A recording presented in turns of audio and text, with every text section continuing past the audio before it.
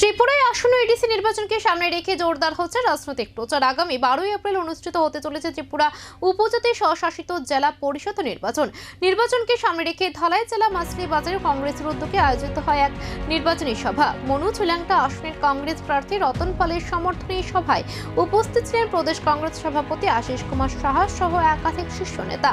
সভা শুরুর আগে কর্মী সমর্থকদের উদ্যোগে একটি মিছিলও বের করা হয়, যা ঘুরে বেড়ায় মাছলি বাজার এলাকা। সভায় বক্তব্য রাখতে গিয়ে আশিস সাহা বর্তমান রাজনৈতিক পরিস্থিতি নিয়ে কড়া সমালোচনা করেন এবং আদিবাসী উন্নয়ন প্রসঙ্গে একাধিক প্রশ্ন তুলেন। অন্যদিকে প্রার্থী রতন পাল নিজের জয় নিয়ে আত্মবিশ্বাসী। তিনি দাবি করেন বাড়ির প্রচারে ব্যাপক সাড়া মিলছে এবং উন্নয়নের স্বার্থে মানুষ কংগ্রেসের পাশে দাঁড়াবে।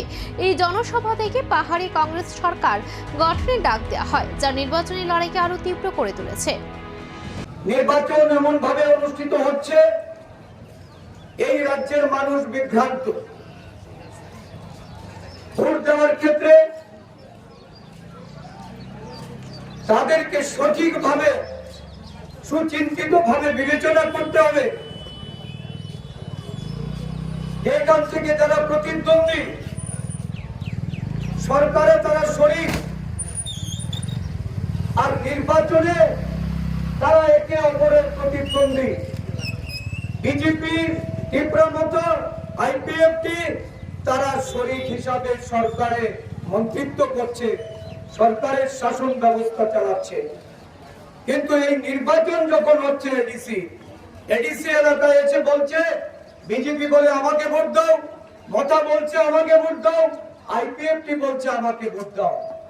ভোটাররা আপনাদের কিন্তু সিদ্ধান্ত নিতে হবে, কারণ এটা একটা কঠিন চ্যালেঞ্জ।